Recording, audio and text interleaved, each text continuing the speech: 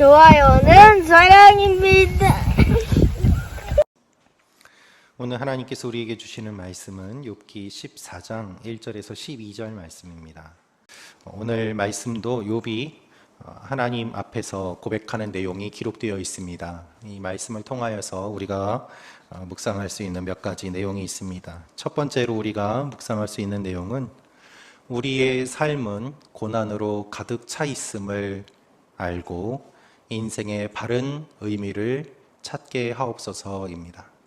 우리의 삶은 고난으로 가득 차 있음을 알고 인생의 바른 의미를 찾게 하옵소서. 1절부터 4절 말씀을 한번 다시 읽도록 하겠습니다. 시작. 여자가 낳은 사람은 사는 날이 얼마 되지 않고 고난으로 가득해 꽃처럼 피어났다 시들어버리고 그림자처럼 덧없이 사라지는데 주께서 그런 사람을 눈여겨보시겠습니까? 주께서 나를 데려가 심판하시겠습니까? 누가 더러운 것 같은데 가운데에 깨끗한 것을 낼 수 있겠습니까? 아무도 할 수 없습니다. 아멘. 오늘 말씀도 욥의 이야기가 기록되어 있습니다. 욥은 인생이 짧고 헛된 그것이라는 것을 이야기하고 있습니다. 우리의 인생이 얼마나 짧은가, 얼마나 덧없는가. 이렇게 짧은 인생 가운데서 하나님이 왜 우리에게 고난을 주시는가? 이 질문을 하고 있는 것입니다. 이런 질문은 욥 한 사람만 한 것이 아니었습니다. 인류의 역사 가운데 수많은 사람들이 이와 같은 질문을 하였습니다. 그리고 그에 대한 대답을 찾기 위해서 사람들은 수많은 종교를 만들고 철학을 만들고 그리고 때로는 이 문제를 해결하고자 과학으로 또한 지식으로 경험으로 도전하고 또한 도전해 왔습니다. 여러분, 그렇다면 성경은 무엇이라고 이야기를 하고 있을까요? 왜 우리의 이 짧은 인생이 되었고 왜 우리의 이 짧은 인생 가운데 이렇게 많은 고난이 있다고 이야기하고 있습니까? 성경은 이 모든 일이 인간의 죄 때문이다라고 이야기하고 있습니다. 하나님의 형상으로 지음받은 인간은 하나님과 함께 지내는 존재로 지음받았지만 죄로 말미암아 죽음이 들어오게 되고 그리고 인생 가운데 많은 고난을 겪게 됨을 하나님께서는 타락한 인간들에게 말씀해 주셨습니다. 죄를 지은 이후로 인간의 삶은 수고해야지 먹을 것을 얻게 되었고 해산의 수고를 하게 되었고 그리고 많은 것을 일을 하지만 손가락 사이로 모래가 빠져나가듯 얻는 것이 없음을 성경은 이야기하고 있는 것입니다. 욥은 이러한 인생에 대해서 하나님 앞에 항변하고 있습니다. 주님, 인생이 너무 짧지 않습니까? 그리고 그 가운데 저는 지금 이렇게 고통을 받고 있습니다. 사실 욥은 하나님께 사랑받는 사람이었습니다. 하나님과 친밀한 관계에 있던 사람이었습니다. 그랬던 그가 지금 고난의 상황에 처하게 되자 인생의 허무함을 새롭게 알게 되고 하나님 앞에 이와 같이 고백하는 것입니다. 인생의 고난과 허무함을 이야기하게 된 계기가 무엇입니까? 바로 고난입니다. 고통입니다. 욥이 가지고 있는 것을 다 빼앗겼을 때 그는 인생에 대해서 생각하게 되고 그 인생이 매우 짧다는 것을 알게 되고 이 짧은 인생에도 그나마 행복한 것이 아니라 고난으로 가득 차 있구나라는 인생의 본질을 이야기하고 있는 것입니다. 1절을 보면 고난으로 가득하다라고 이야기하고 있습니다. 여기서 고난이라는 말은 불안과 혼란을 의미합니다. 질서가 잡혀 있으면 우리는 안정감을 느낍니다.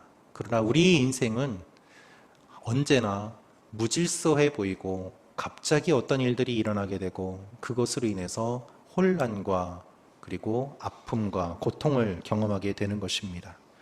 여러 재앙이 닥치게 되면서 불안하게 되고 혼란하게 되고 조금 전만 해도 평온했던 마음이 다 무너지면서 어떻게 해야 될지 모르는 갈등에 처하게 되는 것입니다. 야고보서 1장 2절 말씀은 이렇게 말씀하고 있습니다. 내 형제들이여 여러 가지 시험을 만나거든 온전히 기쁘게 여기십시오. 여러 가지 시험이라는 말은 마치 파도처럼 계속해서 밀려오는 그와 같은 시험이 있다는 것을 의미합니다. 또한 컬러풀, 매우 다양한 모습의 시험이 우리에게 계속해서 찾아온다는 것을 의미합니다. 그렇습니다, 여러분. 우리의 인생을 살펴보면 우리 인생은 고난이 없는 인생이 아니라 언제나 고난으로 둘러싸여 있는 인생입니다. 한 가지 문제가 해결되면 또 다른 고난이 계속해서 찾아옵니다. 그래서 때로는 극단적으로 내게 아무런 걱정과 근심이 없다고 할 때에 왜 이런 평온한 상태가 지속되지라면서 불안해하고 오히려 그것을 두려워하는 그와 같은 일들도 우리는 경험하게 되는 것입니다. 왜 그렇습니까? 너무나도 고난에 익숙해져 있기 때문에 고난이 없는 것이 오히려 두렵고 불안한 상태에 이를 때까지 그렇게 살아가는 것이 우리의 인간의 모습임을 욥은 이야기하고 있습니다. 하나님을 믿는 사람도 믿지 않는 사람도 다 이와 같은 고난을 경험하면서 살아갑니다. 그런데 하나님을 믿는 사람이 어디에서 차이점이 나는가? 이 고난을 대하는 태도에 대해서, 이 고난을 겪고 있는 상황 가운데 누구에게 부르짖는가, 누구에게 해답을 찾는가, 거기에 가장 큰 차이점이 있음을 하나님께서는 욥을 통해서 우리에게 알려주고 계십니다. 여러분, 하나님은 무엇을 원하십니까? 하나님은 우리가 이 땅을 살아가는 가운데 아무런 고난이 없이 사는 것을 원하시지 않습니다.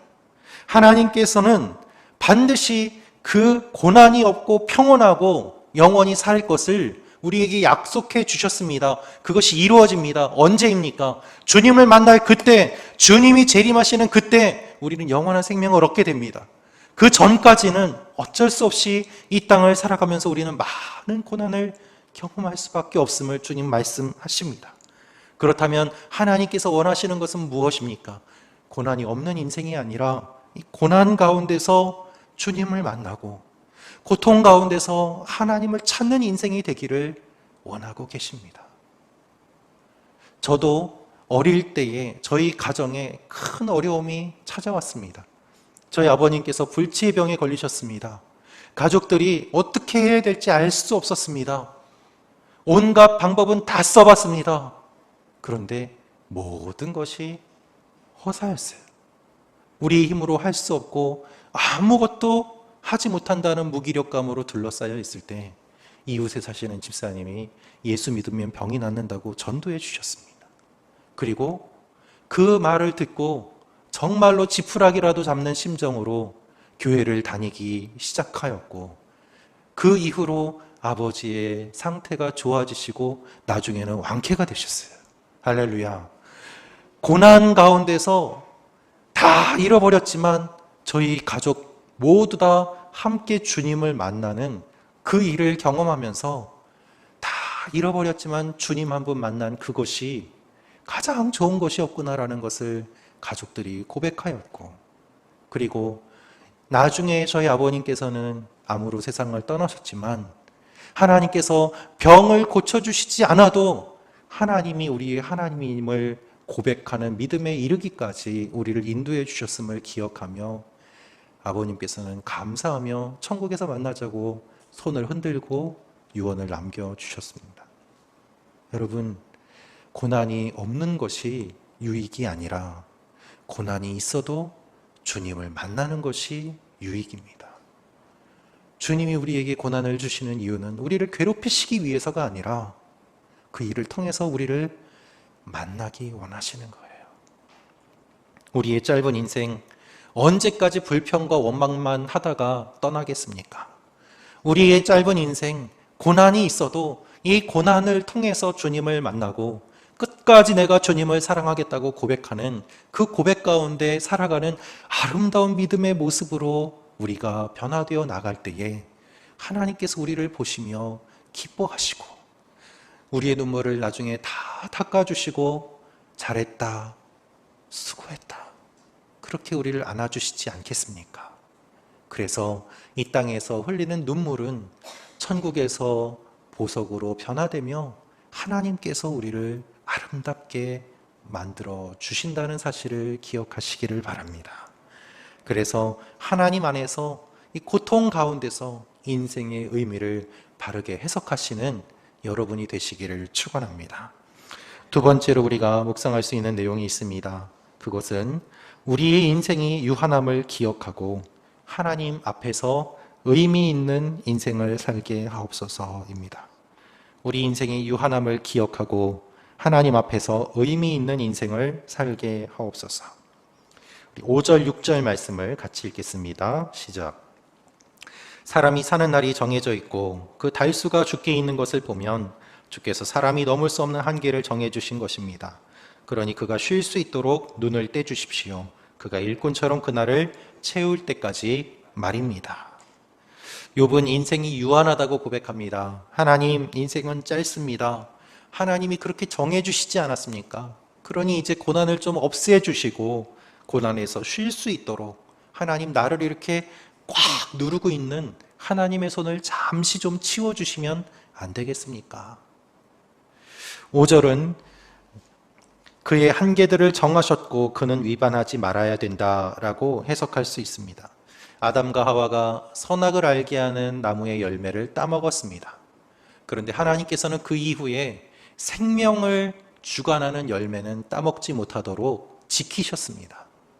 하나님께서는 생명의 주인이시고 또한 생명을 주관하시고 우리의 생명에 한계가 있음을 알려주셨습니다. 여러분, 생명이란 무엇입니까? 생명은 여전히 신비입니다. 과학자들도 아직 풀지 못한 과제입니다. 수정되어 생명이 탄생하는 것은 사람들이 알게 되었습니다. 그러나 언제 생명이 생기고 그리고 죽는다는 것의 의미가 무엇인지, 생명이 떠나는 것의 의미가 무엇인지 사람들은 아직 잘 알지 못합니다. 생명은 신비입니다. 이 생명을 하나님께서 주관하시고 그리고 이 땅에서 살 수 있는 날을 정해 주셨음을 성경은 이야기하고 있습니다. 그래서 이 땅에서 사는 날이 정해져 있기 때문에 우리는 이 땅에서 살 때에 잘 살아야 하는 것입니다.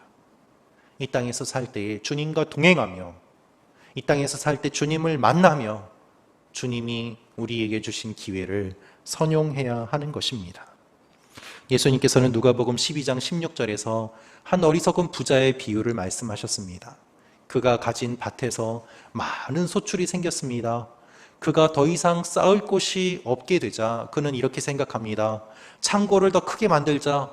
그리고 거기에 내가 가진 것들을 다 쌓아놓자. 그러면 안심이 될 것이다. 그런데 주님은 이렇게 말씀하십니다. 그날 밤에 하나님께서 그를 데려가신다고 하더라도 그가 어떻게 할 수 있겠느냐라는 것입니다. 그가 그렇게 쌓아둔 그것이 누구의 것이 되겠느냐? 이것이 주님께서 말씀하신 내용이었습니다. 여러분, 이 시대는 마치 이 어리석은 부자와 같은 모습으로 살아갑니다. 돈이 얼마 정도 있으면 행복해진다라고 이야기합니다. 그 돈의 양은 점점 늘어납니다.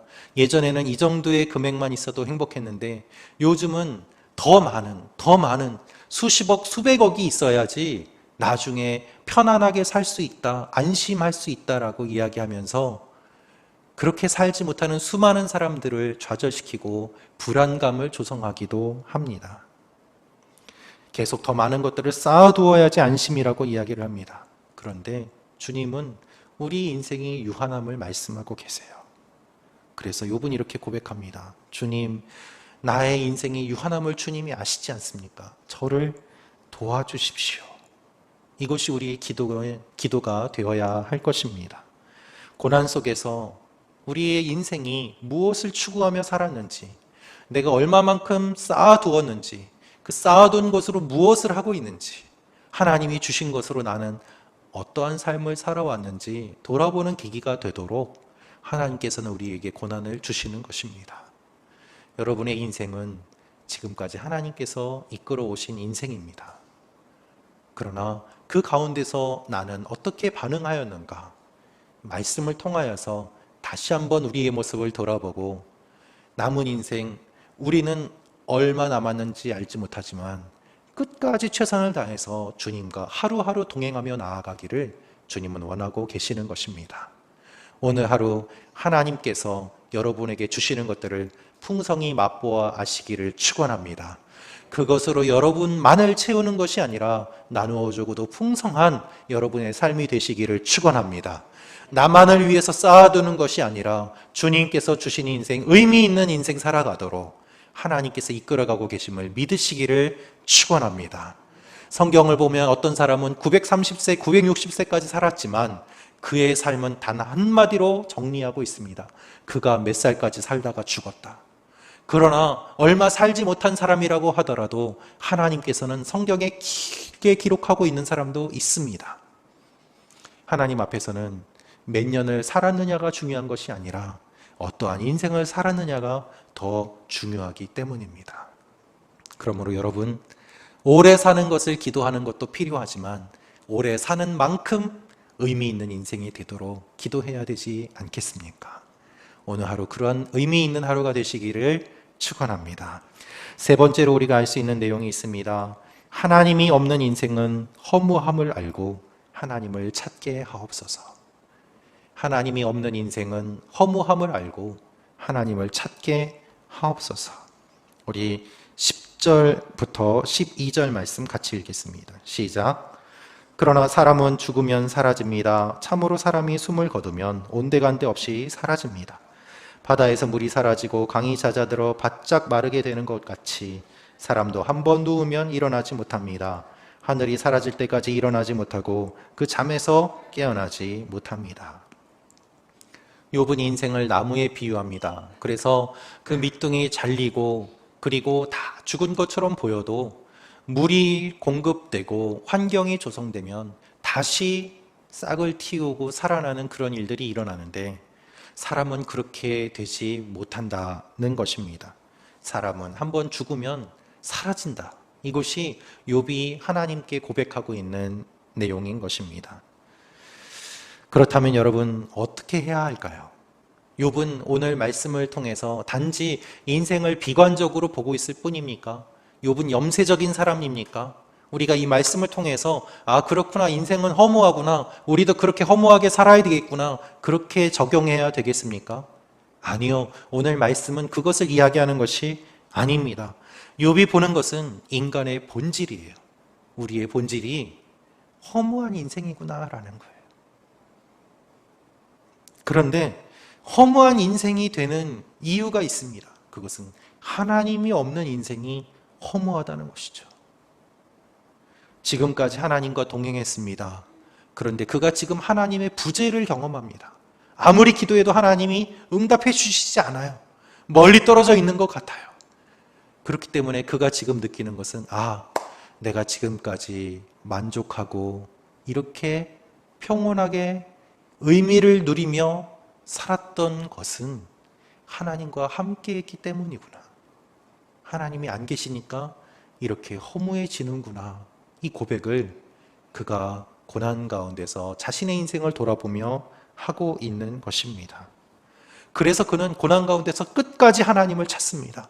하나님, 고난 받고 있는데 하나님마저 없으면 내 인생은 아무것도 아닙니다.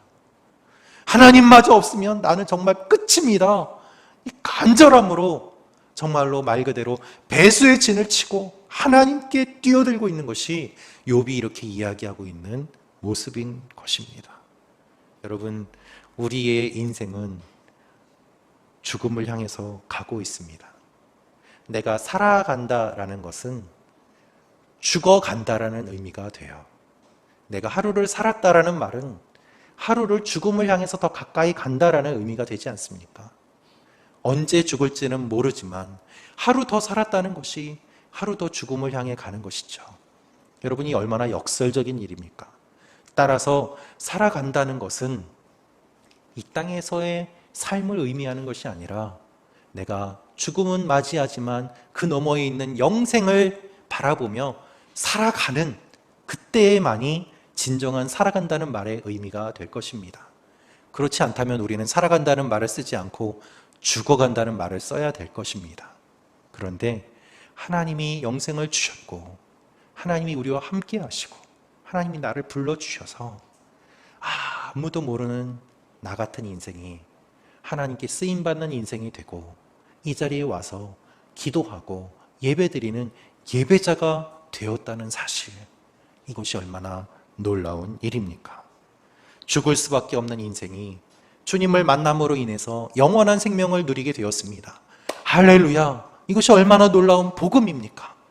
허무한 인생이 주님을 만남으로 말미암아 충만한 인생이 되었습니다. 이 얼마나 놀라운 일입니까?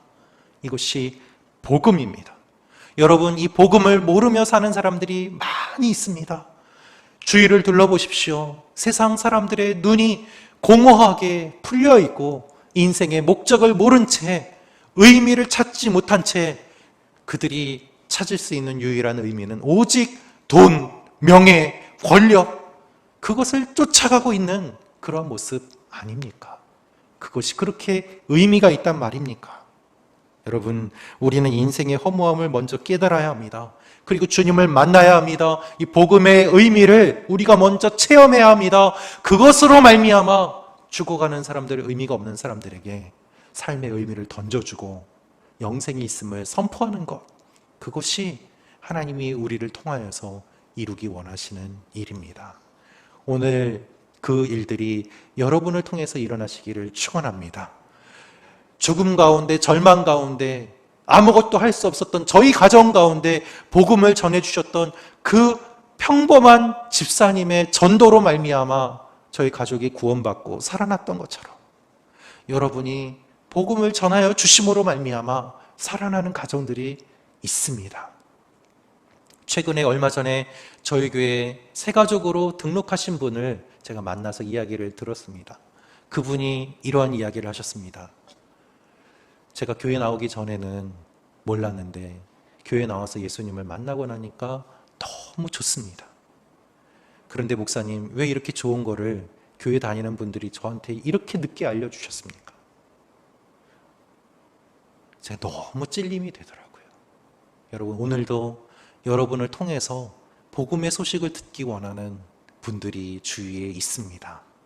내가 겪는 고난이 그 고난을 통하여서 고난받는 다른 사람들을 위로하고 주님의 복음을 전하는 통로가 될 때에 여러분의 고난은 훨씬 의미가 있을 것이고 여러분의 인생은 하나님 앞에서 오늘도 놀라운 의미를 갖게 될 것입니다. 오늘 여러분의 삶을 통해서 구원받는 분들이 생겨나시기를 축원합니다. 같이 기도하겠습니다. 이 시간에 기도하며 나아갈 때 주님, 우리 인생 가운데 함께하여 주시옵소서. 의미 없는 인생이 아니라 의미 있는 인생 되게 하여 주시옵소서. 움켜쥐고 모아두고 쌓아두는 인생이 아니라 하나님 앞에서 의미 있는 인생 되게 하여 주시옵소서. 주님, 내가 받는 고난과 어려움이 나만의 것이 아니라 이것을 통하여서 주님을 만나고 의미 있는 인생임을 깨닫고 또한 어려움 가운데 있고 무의미한 인생으로 살아가는 사람들에게 복음을 전하는 통로가 되게 하여 주시옵소서. 나를 통하여서 살아나는 사람들, 예수 믿는 사람들 있게 하여 주시옵소서. 우리 이 시간에 주여 한번 외치며 기도하며 나아가도록 하겠습니다. 주여, 아버지 하나님, 우리에게 일어나는 여러 가지 일들 우리는 알 수 없습니다. 우리 짧은 인생 고난 가운데 있습니다. 주여, 우리를 불쌍히 여겨 주시옵소서. 우리가 의미 있는 인생 되기를 원합니다. 움켜쥐는 것만이 아니라, 모아두는 것만이 아니라, 쌓아두는 것만이 아니라 그것을 나누어 주고도 풍성하게 되고, 나누어 줌으로 말미암아 살아나게 되고, 나누어 줌으로 말미암아 주님의 통로가 되는 놀라운 의미 있는 인생 되게 하여 주시옵소서. 몇 년을 사는 것이 중요한 것이 아니라 그것과 동시에 의미 있는 삶이 되도록 우리의 인생을 사용하여 주시옵소서. 아버지 하나님 앞에 쓰임받는 인생 되기를 원합니다. 주여, 우리의 고난 가운데 하나님을 만나게 하여 주시고 원망과 불평으로 점철된 인생이 아니라 그 일을 통하여서 주님을 만나고 하나님의 은혜를 경험하고 하나님과 친밀한 관계가 되며 하나님 품에 뛰어드는 하나님의 사람들이 되게 하여 주시옵소서. 주여, 우리를 우리를 사용하여 주시옵소서. 주여 우리를 불쌍히 여겨 주시옵소서. 하나님의 사람으로 살아가게 하시고 아버지 하나님 우리를 통하여서 하나님의 놀라운 역사가 일어나게 하여 주시옵소서. 주님 인도하여 주시옵소서. 여러분, 우리가 오늘 하루를 살 수 있는 이유는 이 땅에서의 끝이 아니기 때문입니다. 이 땅에서 끝난다면 우리는 죽어가는 것입니다.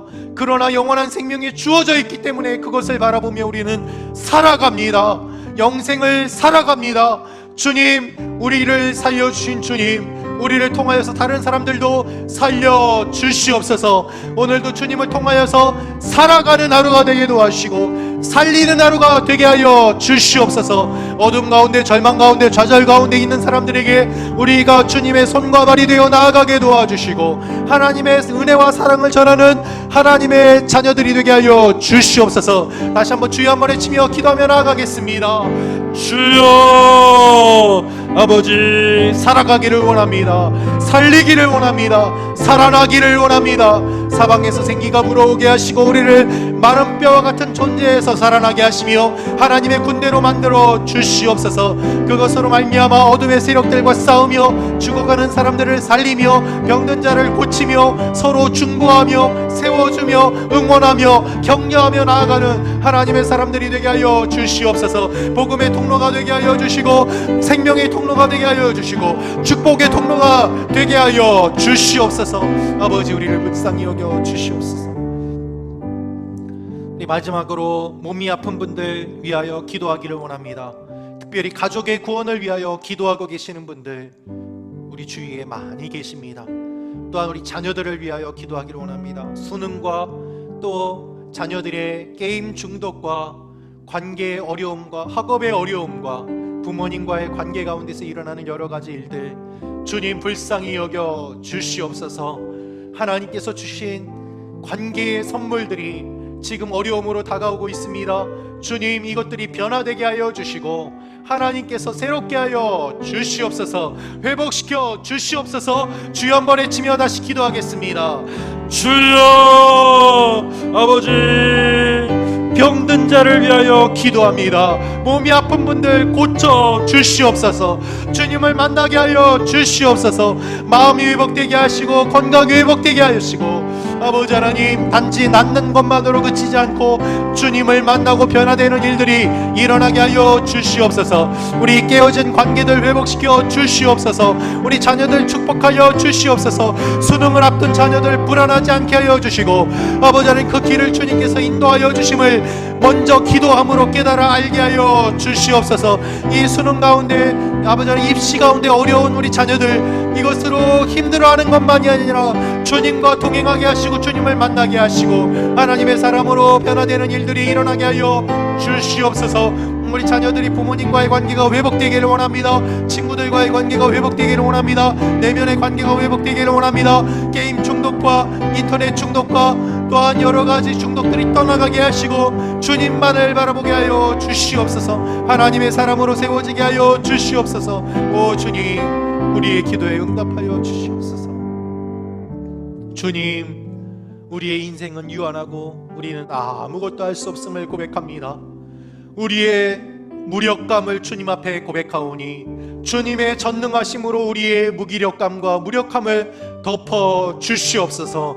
우리의 무능이 주님의 전능이 드러나는 계기가 되게 하여 주시고 오늘 하루도 전능하신 하나님과 함께 동행하는 하루가 되게 하여 주시옵소서. 주여, 우리를 살려주시고 유한한 인생이 이렇게 끝나지 않고 하나님 안에서 의미를 찾고 주님과 동행하는 기쁨이 맛보아 알게 하여 주시옵소서. 주님, 오늘 하루도 그러한 하루가 되기를 원합니다. 우리가 기도하는 모든 것들 주여 붙잡아 주시고 은혜를 더하여 주시옵소서. 이제는 우리 주 예수 그리스도의 은혜와 하나님의 사랑과 성령님의 교통하심이 하나님 앞에서, 고난 앞에서 불평과 불만으로 점철되는 인생이 아니라 의미 있는 삶으로 변화되는 인생이 되기를 꿈꾸는 하나님의 사람들 머리머리 위에, 땅끝까지 나아가 복음을 증거하는 선교사님들과 그 가정 위에, 예수 그리스도의 몸된 각 교회 위에 이제부터 영원토록 항상 함께 하시기를 간절히 축원하옵나이다. 아멘.